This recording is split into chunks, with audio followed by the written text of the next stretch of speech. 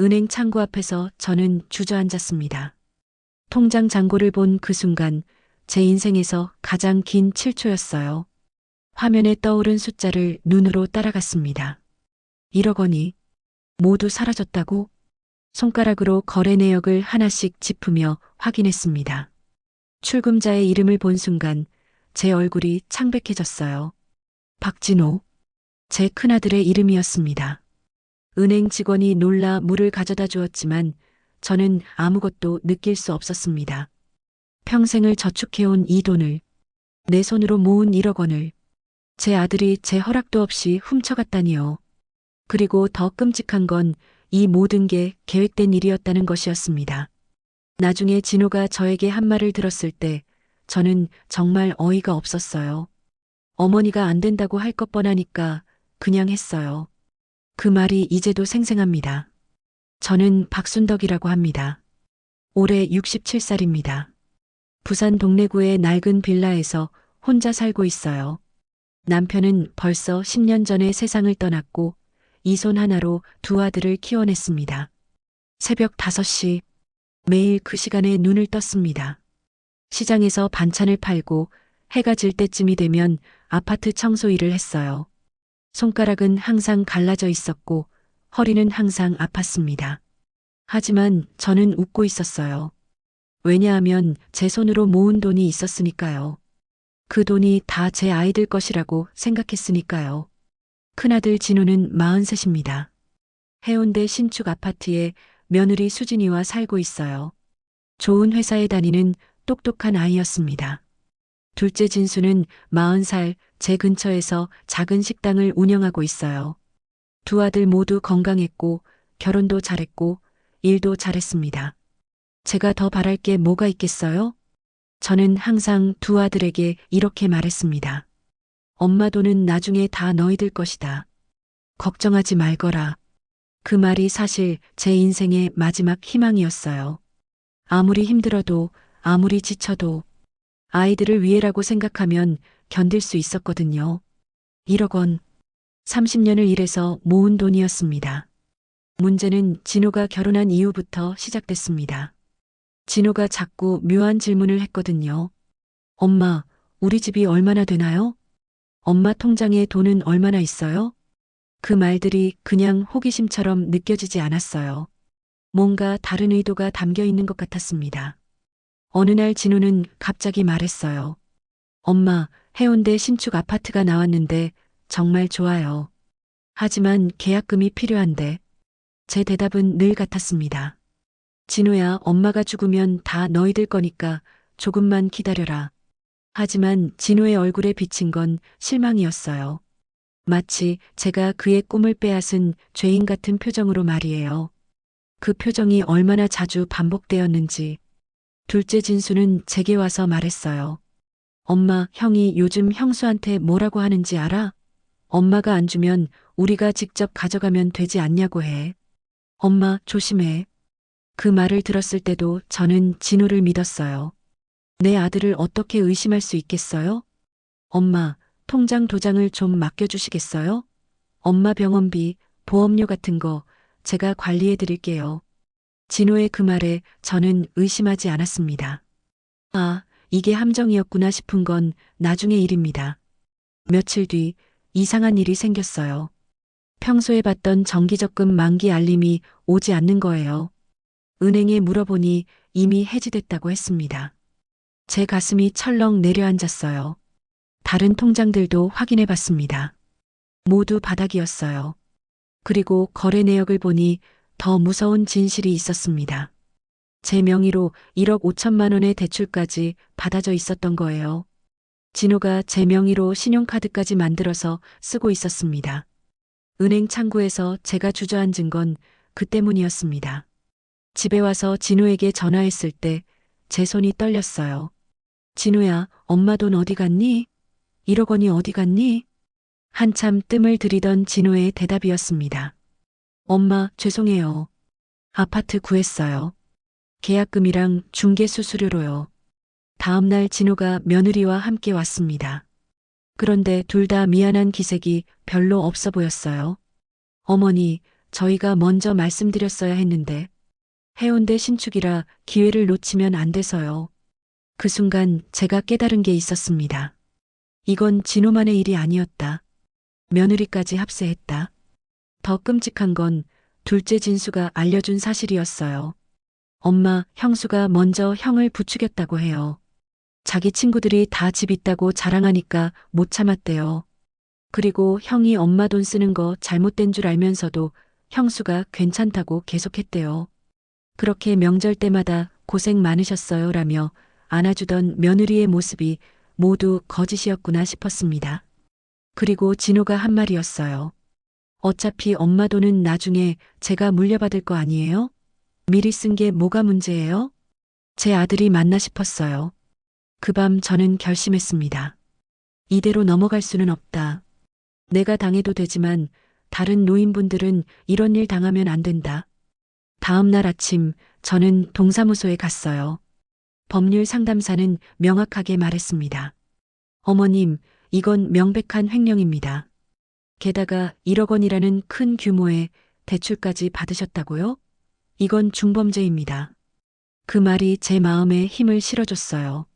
제 손이 떨렸습니다. 내 아들을 신고하는 거잖아요. 하지만 도장을 찍었습니다. 그리고 진호에게 마지막으로 전화했어요. 진호야, 엄마가 너를 고발했다. 지금이라도 사과하고 돈을 돌려주면 취하해 줄 수 있어. 진호의 대답은 차가웠습니다. 엄마가 그렇게까지 하시겠다면. 하지만 저는 잘못한 게 없다고 생각해요. 더 이상 말할 게 없었어요. 경찰서에서도 진호는 끝까지 자신을 변명했습니다. 하지만 통장 거래 내역과 대출 서류 앞에서는 할 말이 없어졌어요. 이건 명백히 허락받지 않은 무단 사용입니다. 특히 1억 원이라는 규모와 대출까지 받으신 건 더욱 심각합니다. 경찰관의 그 말에 진호의 얼굴이 새파래졌습니다. 그 후 석 달이 지났을 때 진호가 제 집 앞에 나타났습니다. 석 달만이었어요. 얼굴이 많이 야위어 있더라고요. 마치 같은 사람이 아닌 것처럼요. 엄마, 저 좀 보세요. 목소리가 떨리고 있었습니다. 저는 문을 열어주지 않았어요. 할 말 있으면 여기서 해. 라고 했죠. 그런데 진호가 갑자기 무릎을 꿇더니 울기 시작했습니다. 엄마, 제가 정말 잘못했어요. 용서해 주세요. 이웃들이 다 쳐다보는데도 말이에요. 저는 그 모습을 보면서 마음이 복잡했습니다. 진짜 뉘우치는 건지 아니면 또 다른 꾀를 부리는 건지 알 수가 없었거든요. 진호는 그동안 많은 일이 있었다고 했어요. 회사에서 횡령 사실이 알려져서 징계를 받았고 아내와도 이 문제로 크게 다퉜대요. 심지어 아내가 당신 때문에 시어머니랑 원수가 됐다며 친정으로 들어가 버렸다고 하더라고요. 그제야 진호가 정신을 차렸나 봅니다. 엄마, 저 혼자서는 아무것도 할 수 없어요. 엄마가 얼마나 소중한 분인지 이제야 알겠어요. 하지만 저는 쉽게 마음을 열 수가 없었습니다. 너무 깊이 상처받았거든요. 진호야, 그때 엄마가 얼마나 아팠는지 아니? 내가 지금 혼자라고 해서 엄마가 바로 용서해 줄 거라고 생각하니? 라고 말했어요. 그런데 진호가 들고 온 서류를 보고 저는 깜짝 놀랐어요. 집 매매 계약 해지서였거든요. 엄마, 집 팔았어요. 엄마 돈 다 돌려드리려고요. 저는 믿을 수가 없었습니다. 진호가 그렇게 갖고 싶어 하던 신축 아파트를 포기했다니요. 진호야, 내가 정말 그 집을 팔았니? 수진이는 뭐라고 하던? 라고 물었더니 엄마, 그래서 수진이가 친정으로 간 거예요. 집 팔겠다고 하니까 화내면서 가버렸어요. 라고 답했습니다. 그제야 저도 조금 마음이 움직였어요. 진호가 정말 뭔가 깨달은 건 아닌가 싶어서요. 하지만 곧바로 용서할 수는 없었습니다. 저는 진호에게 조건을 내걸었어요. 진호야, 돈 돌려주는 건 당연한 거고 내가 정말 뉘우치고 있다는 걸 행동으로 보여줘야 해. 진호가 엄마 뭘 하면 될까요? 라고 물었을 때 저는 말했습니다. 앞으로 한 달 동안 매일 와서 엄마 집안일 도와주고 병원 모시고 다녀줘. 그리고 진수한테도 사과해. 동생한테 얼마나 미안한 일을 했는지 알아야 해. 진우는 고개를 끄덕였어요. 네, 엄마. 뭐든지 하겠어요. 정말 후회하고 있어요. 진우는 그날부터 정말 매일 왔어요. 새벽에 와서 집안 청소하고 제가 병원 갈 때 차로 데려다 주고 장 볼 때도 따라와서 무거운 건 다 들어주고요. 처음엔 어색했지만 며칠 지나니까 조금씩 대화도 나누게 됐어요. 그런데 진호가 하는 말을 들어보니 정말 많이 힘들었나 봐요. 엄마, 제가 그동안 얼마나 바보였는지 모르겠어요.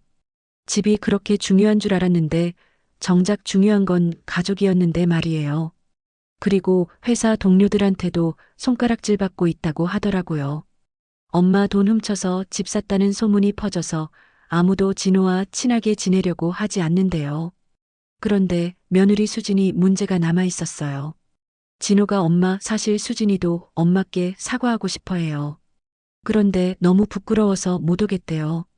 라고 했거든요. 저는 그 아이가 정말 미안해 한다면 직접 와야지.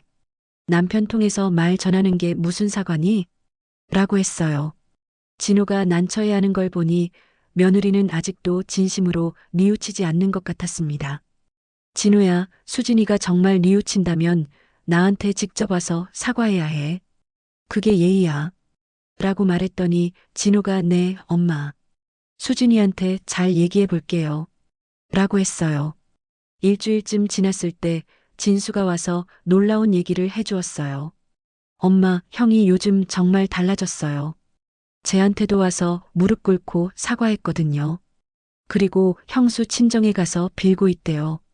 매일 장모님한테 전화드리면서 아내 설득해달라고 하고요. 저는 그제야 진호가 진짜로 뉘우치고 있구나 싶었어요. 그래도 쉽게 용서하면 안 된다는 생각에 아직은 차갑게 대했지만요. 진수가 엄마 형이 정말 많이 변한 것 같아요. 진심으로 후회하는 것 같은데 기회를 한번 줘보시는 게 어때요? 라고 말하더라고요. 그런데 2주째 되던 날 진호가 갑자기 울면서 말하더라고요. 엄마, 저 회사에서 잘렸어요. 횡령건 때문에 계속 눈치 보였는데 결국 그만두라고 하더라고요. 저는 그 얘기를 듣고 마음이 복잡했습니다. 진호가 벌을 받는 건 당연하지만 그래도 제 아들이 이렇게 힘들어하는 걸 보니 마음이 아팠어요. 진호야, 그럼 이제 어떻게 할 거니? 라고 물었더니 엄마, 저 새로 시작하려고요. 작은 일이라도 성실하게 해보겠어요. 라고 하더라고요. 그런데 진호가 덧붙이는 말이 더 놀라웠어요. 엄마, 사실 이렇게 된 게 잘 된 것 같기도 해요. 그 회사에 있으면서도 계속 죄책감에 시달렸거든요. 마침 그때 진수가 식당 일손이 부족하다며 고민하고 있었거든요. 저는 진수에게 진수야, 형한테 식당 일 좀 가르쳐주면 어떨까? 형이 정말 뉘우치고 있는 것 같아. 라고 말해봤어요.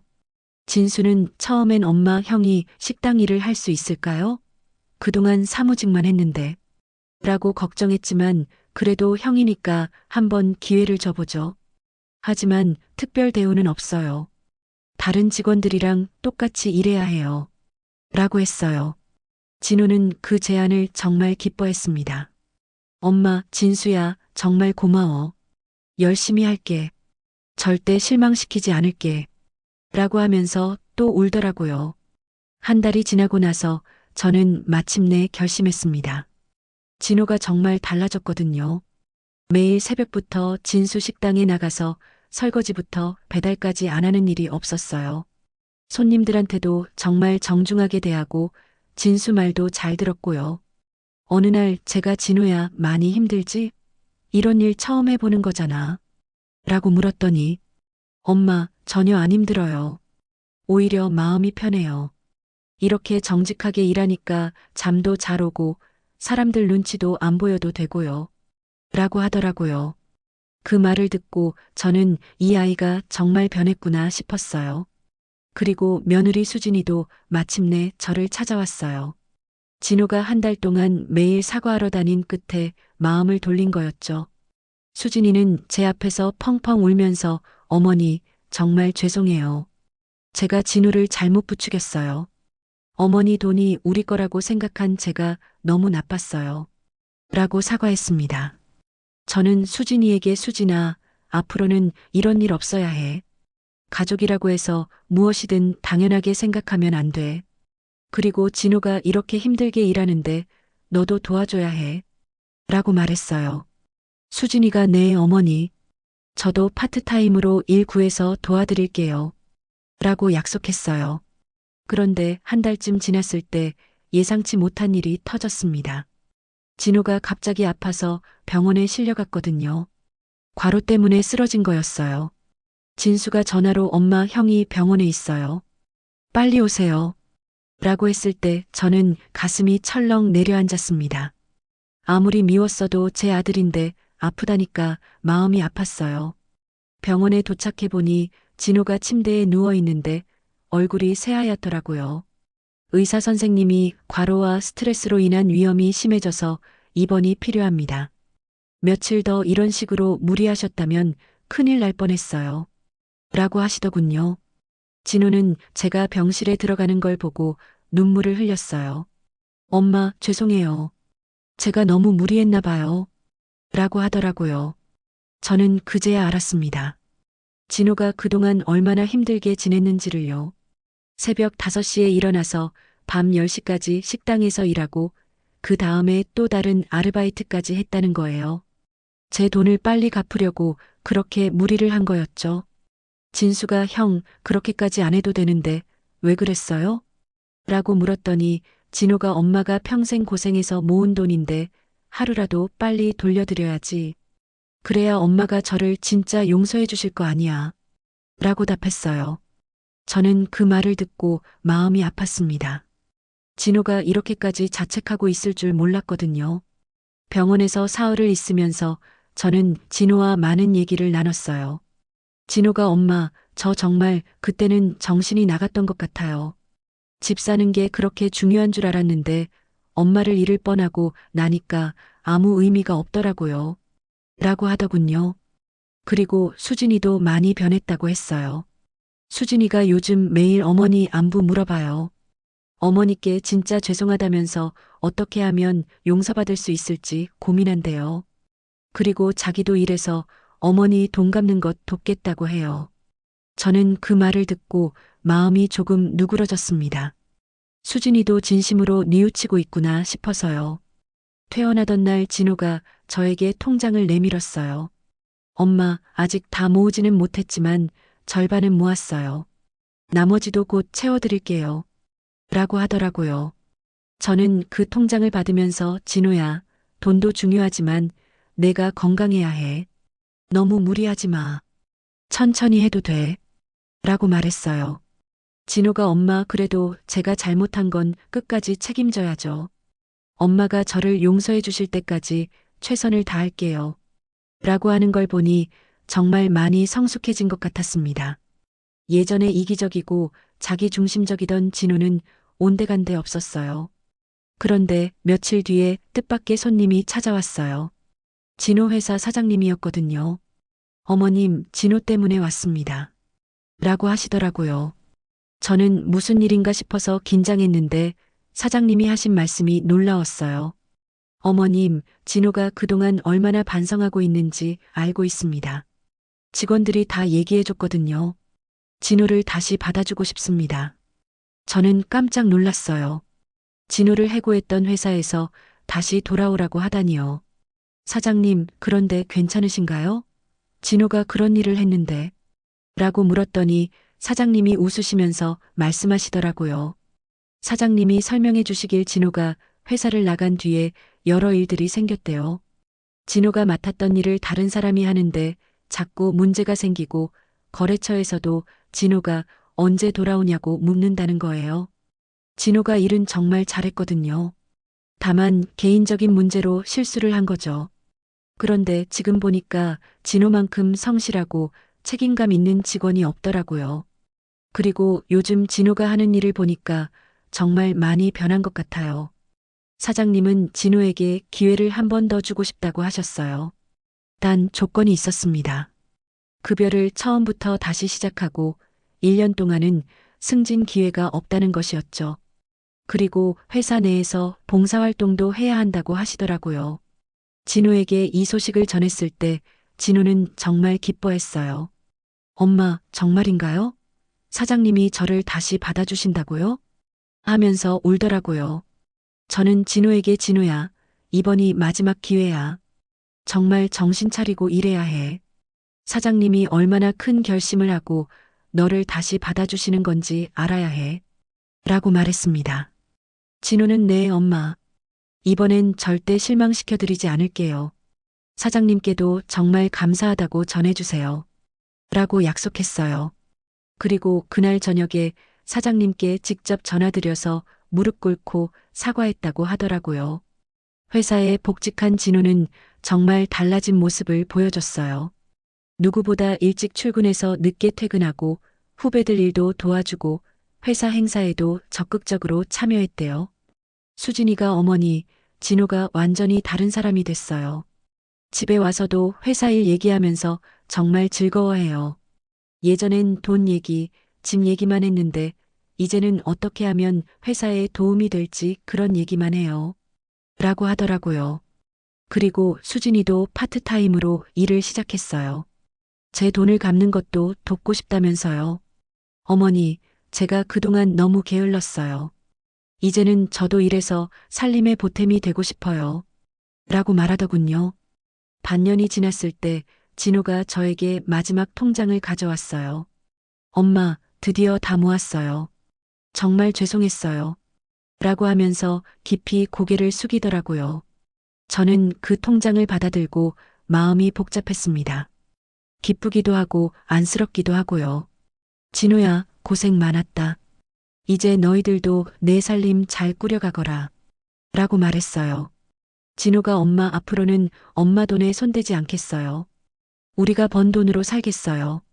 그리고 엄마께 용돈도 드리겠어요. 라고 약속했습니다. 저는 용돈은 괜찮으니까 너희들이 잘 살기만 해라. 라고 했어요. 그런데 진우가 또 놀라운 제안을 했어요. 엄마, 저희가 새 집 구할 건데요. 엄마도 함께 사실래요? 엄마 혼자 계시면 걱정되거든요.